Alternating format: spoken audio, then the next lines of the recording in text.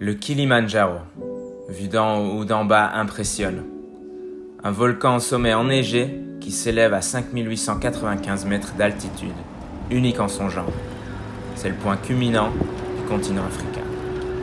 Il existe plusieurs options pour le gravir entre 5 et 9 jours. Cela demande une bonne préparation physique et mentale et une acclimatation pour éviter au maximum le mal d'altitude.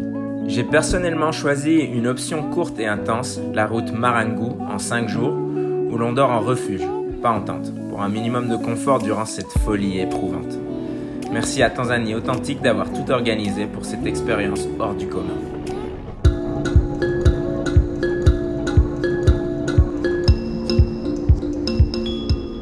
Le premier jour, mon guide est venu tôt le matin à l'hôtel pour le briefing et vérifier que j'ai tout le matériel.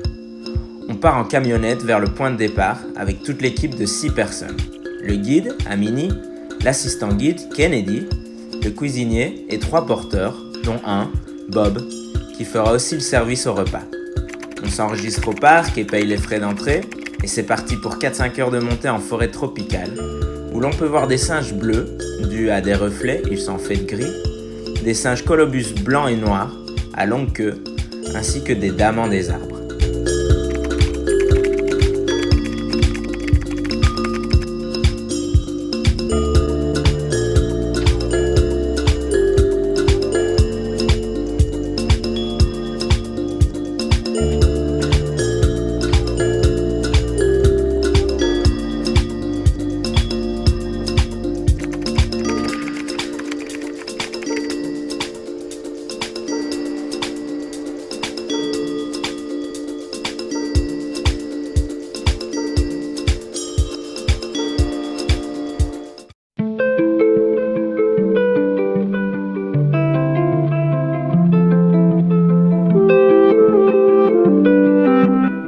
Jour 2, on commence dans la forêt, mais on la quitte tout doucement pour se balader dans les landes inférieures. Les hauts arbres deviennent des petits arbustes, et l'on peut observer le Kili quasiment tout le long, d'abord depuis le cratère de Maundi, puis sur le chemin, si le temps le permet.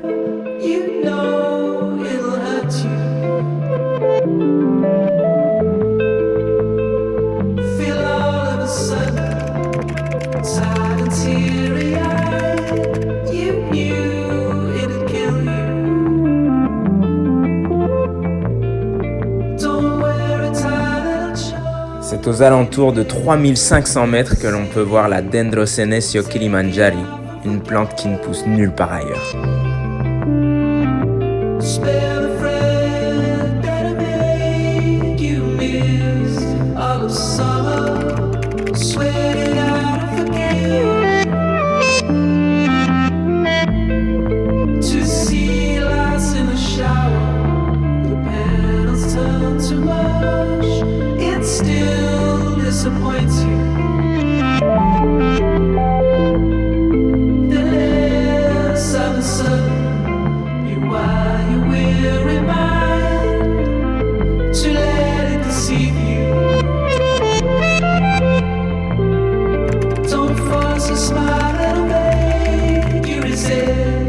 Au troisième jour, on passe des hautes landes au désert alpin et l'altitude commence à se faire ressentir.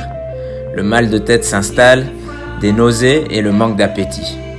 On y va donc pôle, doucement mais sûrement, en Swahili. Avec plus de préparation ou une acclimatation plus longue, ces effets peuvent être nuls évidemment.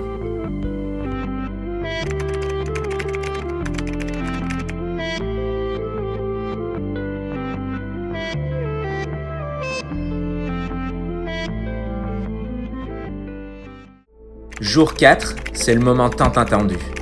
7 heures de rando quasiment verticale jusqu'au cratère du Kibo, au Gilman's Point. On arrive en zone arctique avec des glaciers et des températures pouvant atteindre les moins 20 degrés Celsius. Les effets de l'altitude se sont accentués pour moi. Amini me fredonnait la chanson Jambo Hakuna Matata de Boney M pour arriver au bout, gage de motivation.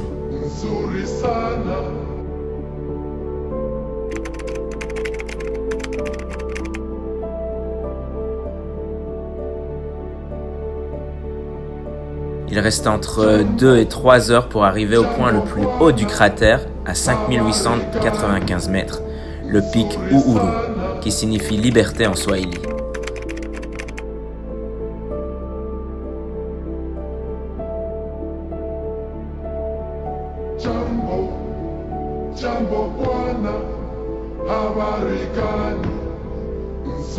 À 14h15, j'ai atteint le sommet et des larmes chaudes de fierté ont coulé sur mes joues.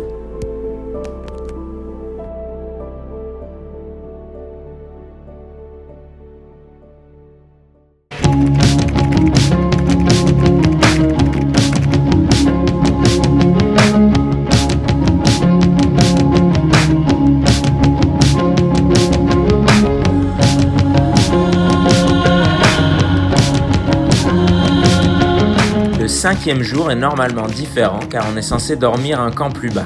Mais trop fatigué de la veille, je me suis levé très tôt pour descendre les 3000 mètres de dénivelé avant la fermeture du parc.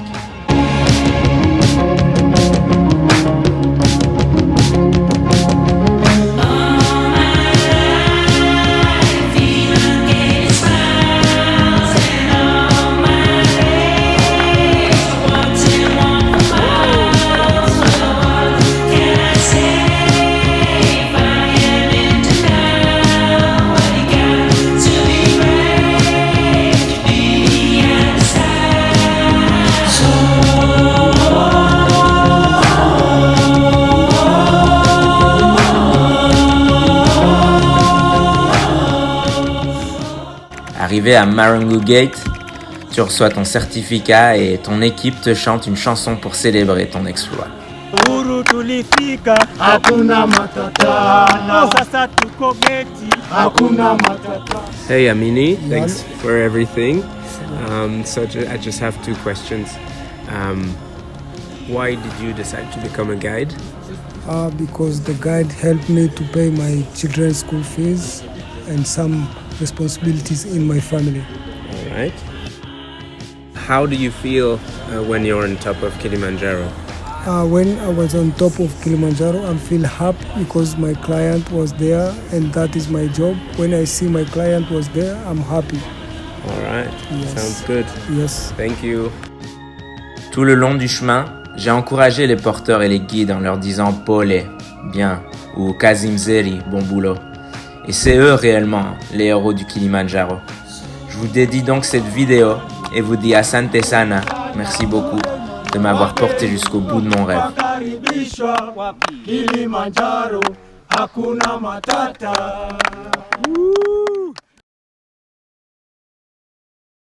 N'hésitez surtout pas à réserver vos vacances avec Tanzanie Authentique, c'est des pros.